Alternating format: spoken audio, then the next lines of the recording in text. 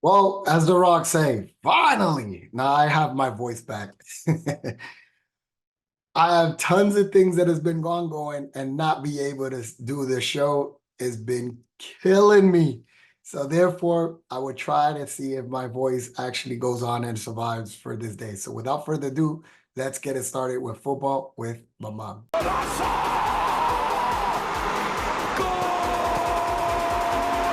Muy bueno, mi gente, aquí nos encontramos nuevamente en otro programa de fútbol con mamá. Dentro del área, golpea Petit, Zidane y gol. Ha marcado Zidane el 1-0 para Francia.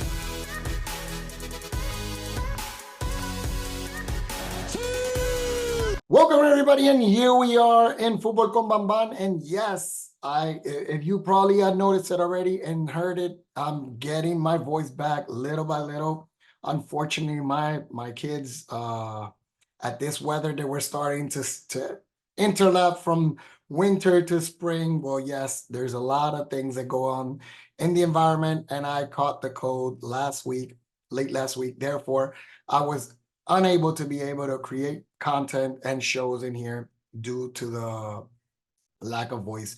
And I still right now at this moment are trying to chew in a little bit of like halls and things like that and cough drops to be able to maintain ability to speak. However, without further ado, let's start immediately because even though there has not been leagues and this has mostly been FIFA schedules, there's a lot of things that are ongoing. And of course, we saw a little bit earlier the surprise about the Spanish Federation being raided by the civil guards. They were going inside. There's been petition for Rubiales, which was the former president of Spain Football Federation.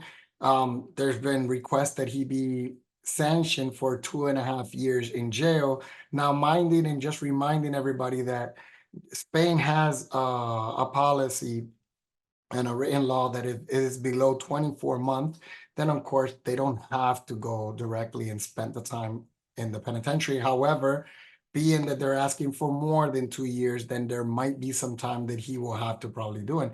Now we know Rubiales is in Dominican Republic, and therefore it's making a little bit of difficulty. There is a date apparently that he's planning to come back to Spain, and there's going to be a lot of cameras looking at him and everything because they're saying that as soon as he arrives to Spain, a country, he will be arrested or detained. So we will keep an eye on this, but there's a little bit of things that are ongoing during the time that I have not been able to express news to you guys. But let's talk a little bit about what's going on with Real Madrid, some of the future plans, and some of the current players. So we know that everybody has gone through the FIFA calendar, and from all the FIFA players that are playing with their national teams, only Camavinga had a little bit of a hiccup that he had a foul when he played yesterday with France national team, and he did had a little bit of his ankle bothering him during the game.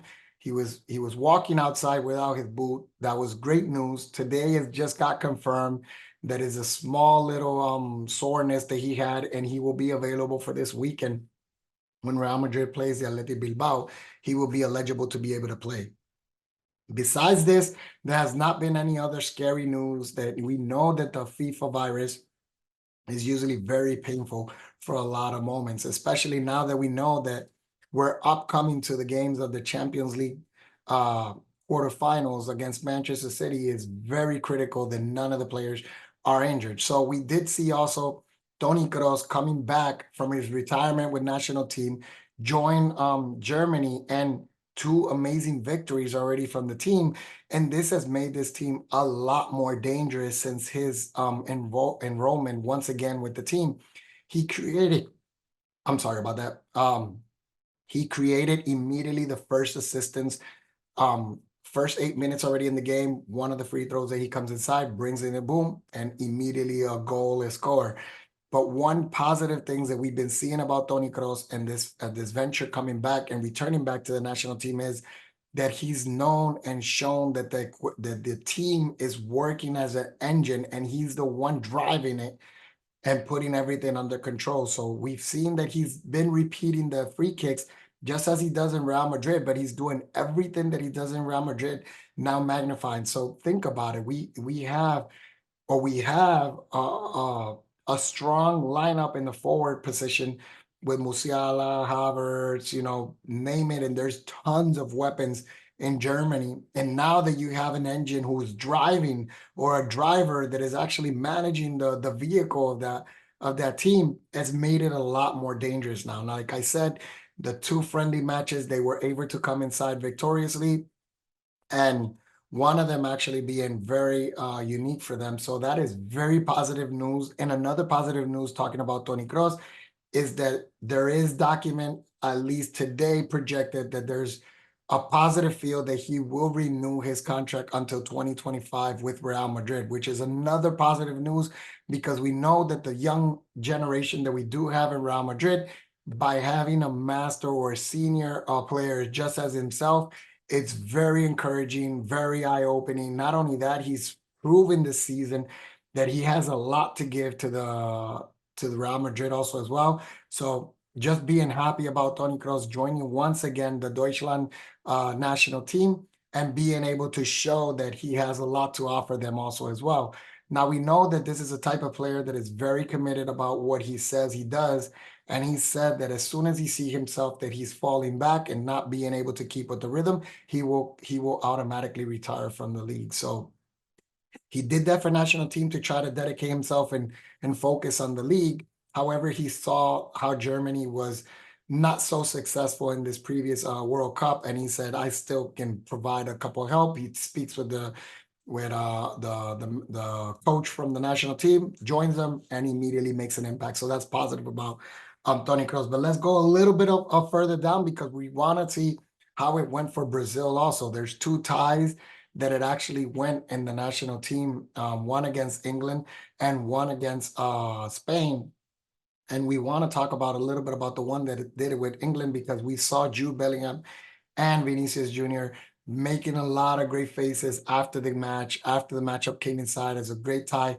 We saw how Jude Bellingham also initiated, because the goal was performed by a 17-year-old, another more, another less, about the young phenom prospect Endrick, which is actually acquired by Real Madrid to be a striker for next season, or this coming summer. He will be joining the Real Madrid team.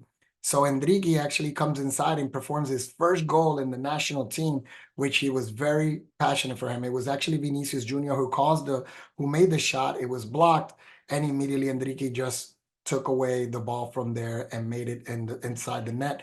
It was very memorable for him. After that, we got to see in the world how he came in and did a very nice letter talking about his brother, saying that he knows that they were not raised and with a lot of money, but however, football was going to be able to push them to another level. And now that he's joining Real Madrid, he says on the letter also that this will give an opportunity to his young brother, that I think is 4 years old, to be able to acquire anything that he wants in his dream, if it's with sports, football, or if he wants to be a professional. He says that this success from Enrique is gonna provide him all the facilities and all the provisions to be able to succeed on whatever he wants to do. So therefore, it was a heart touching. If you have not had the opportunity to read this letter, I recommend it to you guys. It was very heartwarming, and just builds a lot more um love for this style of players, knowing that this is very humble background, and coming inside and now signing for a humongous team like Real Madrid, and to come inside. And but one thing that has been noticed and going wild with Brazil is how he just came in the game and immediately made an impact and just made the goal. And then it comes out to be that he plays against Spain. Spain is dominating Brazil during the whole game, especially Lamine Yamal was just mesmerizing everybody. A young phenom of 16-year-old playing for Barcelona, coming from La Masia, was just outshining everything and was doing a phenomenal day in the game. And then Enrique come inside in that moment, and immediately when he comes inside, ties the game in less than a couple minutes. He comes inside and just makes a goal, making two goals in two appearances, the two friendlies in the national team. But this one was special because it was in the Santiago Bernabeu. It was actually in front of the stadium that he will be representing after the summer. So it just made it very special for this young kid. He's become the fourth youngest player to be able to score for Brazil national team. We know that there's names like Pelé in this list, and there's other two more that doesn't come into my mind at this moment, but I know that he's the fourth.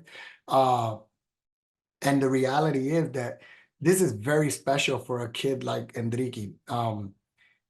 One thing that it was so special for him also has been that after the match, when it came out to be, Florentino Perez actually went downstairs to be able to say hi to the young phenoms from Brazil. Of course, he knows that he has Rodrigo Goes, which scored also against Spain, and Vinicius Jr., who did not have the best matchup in the Bernabeu, and the first two friendly matches has not been so successful for him.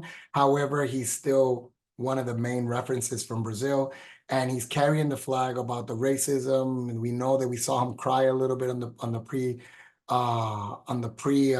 report on the pregame show journalism interview that they did to him. And he's feeling a lot of pressure, and he's talking about that he wanted to be more for football.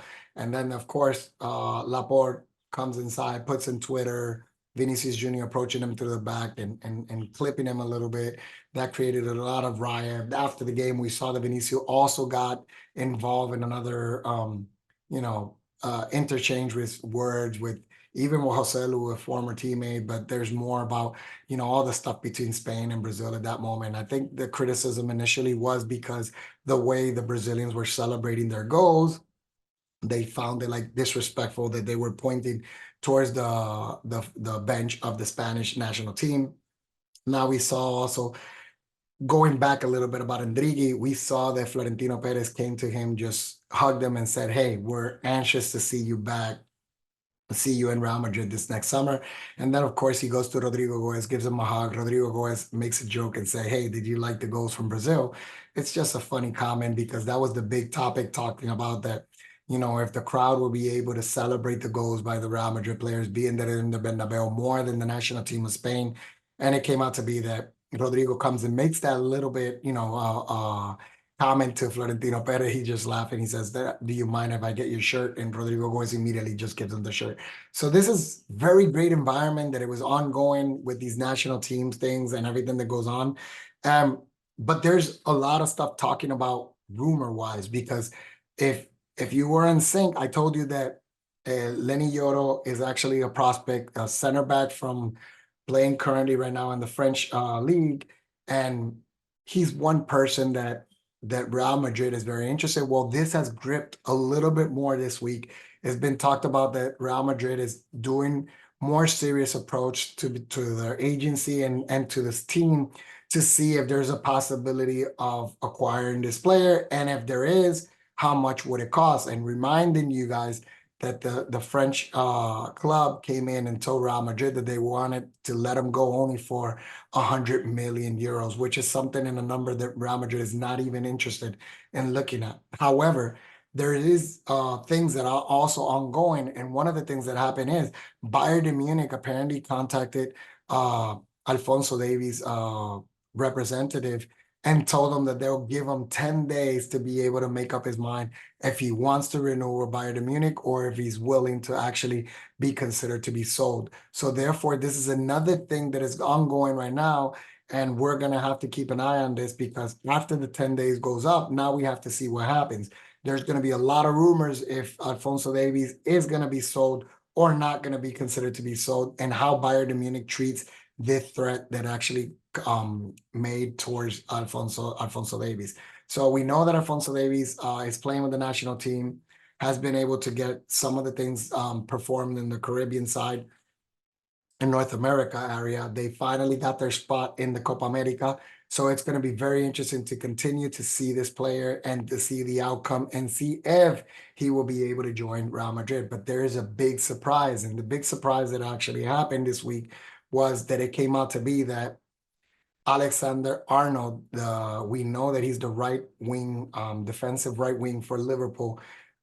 Currently, his contract is due next summer on June 30th, 2025. So therefore, apparently there's been strong rumors that Liverpool and the player has not come to an agreement for a possible uh addition or renewal of his contract. Therefore, the big rumors has come that Real Madrid has become a possible player to be able to acquire this player. Now, this was a big boom this whole weekend.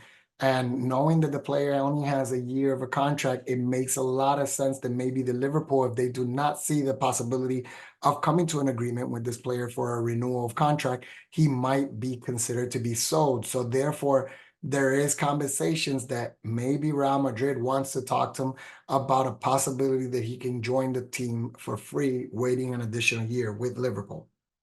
Now we know Liverpool is having a lot of difficulties to be able to maintain the status to play in Champions Leagues.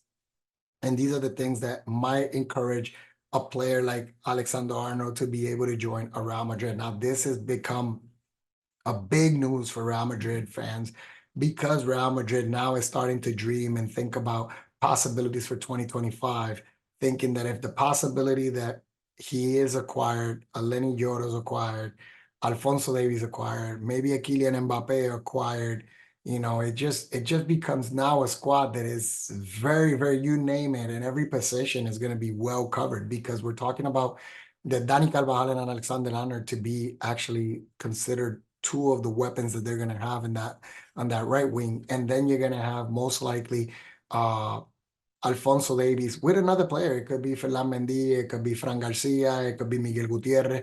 All of those candidates to be in the left wing also, and then you have a Militao, David Alaba, Rudiger, and maybe a Lenny Yoro as a possibility to be in the back. I'm not taking away Nacho still from the name. However, we have discussed already in this that there is a strong possibility that Nacho might opt to be able to get another contract and leave Real Madrid this year.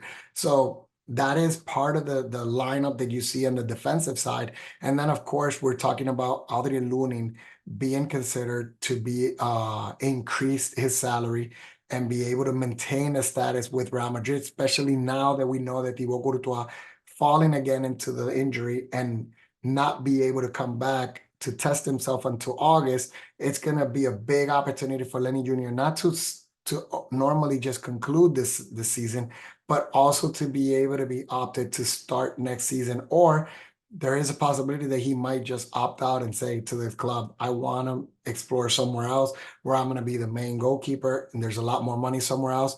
We'll see exactly how that happens, but up to now, it looks like he wants to remain in the club. And then he might be the possibility that he joins the club to extend his contract also as well. So having this said, and knowing that the striker position now having an Endrick, Rodrigo Goes, Kylian Mbappe, Vinicius Jr., all of them in the striker position, and then in midfield having Kroos coming back, having possibility Luka Modric extending for an additional year. We spoke already in this show also that he's been offered to be able to remain and extend his contract for an additional year, but more as a backup this time. And one thing that I did not mention a little bit earlier was a confession that Endrick actually said that it mesmerized him and made him very proud to be able to see a Luka Modric come to him and say to him at this point and saying, "Hey, we might be dressing together next season on the team." So that is something that he just felt so much pride on it. He shared that, and that gave a lot of impression that there might be a strong possibility that Luka Modric might consider extending his contract an additional year with Real Madrid. And we know that Jude Bellingham has been superb for the squad right now. Alder Gulel, we still don't know exactly what's going to be the decision on this young phenom, but we know that he might be gathering minutes also as well. So you can imagine the power of Real Madrid. Not only that, if you think about 90% of the names that I mentioned are actually under 25 years old. So that's going to be a phenom and it's going to be very impressive for the squad. So there are the squad being talked about. I know Laporta actually bashed a little bit saying that they have no envy to Real Madrid, that an acquirement of Kylian Mbappe would actually become a chaos internally. However, it doesn't seem that Real Madrid has been this issue, not even with the Galacticos were around. You get to see, like, listen to David Beckham, listen to Ronaldo. I've listened to Guti. I've listened to tons of people that have been part of the Galactico, and all of them have said that when the Galactico was around, everybody just respected each other so much that it never created that big egotistic internally about creating a chaos. So seeing these young prospects in here, most of them have experienced championship either with their clubs or either with the national team. And it comes out to be that they're here to do a job. And if we've something that we've learned looking at these guys is as these guys have gone between each other and they share so much intimacy, playing in the field and outside the field. They've been together. So it's given a good impression that it's going to be a really good environment. Not only that, one thing that is made a lot of noise on the squad has been that Brahim Diaz selected to play for Morocco national team, and Morocco's national team is very pleased. However, they did not go after a victory this past this past match, but it came out to be that it was very positive because Brahim Diaz finally showing up. He's demonstrated in the two friendly games that when he's on the squad, he's working very good. His connection with Ziyech and Hakimi has been phenomenal. Bono was saying and praising the ability about this kid, knowing that he had an opportunity to choose Spain as a national team player and deciding to go for Morocco just gives him an extra boost in the locker room. And everybody in Morocco is just treating him as a superstar. Therefore, it's been very positive for him. You listen to him and his grandmother, who was one of the main factor why he was able to play in the national team for Morocco, talking a little bit about his experience and how everything has gone up towards his selection has been very, very, very impressive. And I'm very happy for him because he's doing very good. Unfortunately, in Spain, there's been a lot of hate talk about him because they're taking it as, they're blaming it on de la Fuente to not be able to consider him. They started spreading news that Brahim Diaz was apparently trying to demand that he must have been in the Euro. He must have been part of the main roster and be part of the starting 11. Brahim Diaz says this is completely false. But that's all they've been going back and forward consistently. So one of the interviews that they did yesterday to them was a Spanish broadcast, and they were actually asking him, how do you feel? And he said he has a lot of love for Spain, and that's a past news now. That now he's focused on Morocco, and he hopes that he can bring Morocco opportunities to be able to raise the title. So therefore, those are topics that we've been ongoing. And of course, I've not been able to give it to you guys due to the lack of my voice. I'm hoping that today you were patient with me also as well. I know there's a lot of news that just went out, but I still wanted to get back with you guys on a couple things because as we're ongoing right now and getting ready for this weekend, and if you don't have it in your agenda, Athletic Bilbao versus Real Madrid this weekend is going to be a very important game, especially because Real Madrid is fighting with Barcelona for that lead in the league in La Liga, and also Athletic Bilbao is trying to maintain himself close to the race about being in Champions League position. But then again, if you go to the Premier League, you have Arsenal versus Manchester City, another superb match. They're battling for that first place in the Premier League, and this is going to be a crucial match for both squads to be able to go on and see exactly who will maintain himself in leadership on the Premier League. So that's going to be very interesting. There's a lot of football. League is coming back this weekend. It's going to be very interesting. I hope you guys enjoy this. And if you stayed into the end and you have not hit that subscribe button, I recommend you hit that subscribe button, hit that like button, and obviously thank you for the ones that have been knowing that I've been sick and been praying for me. And I will continue to give you guys all the possibilities about giving news and everything. And for everybody this weekend, especially if you're Christian, not a Christian, I do want to spread to you guys happy Easter and a good resurrection Sunday.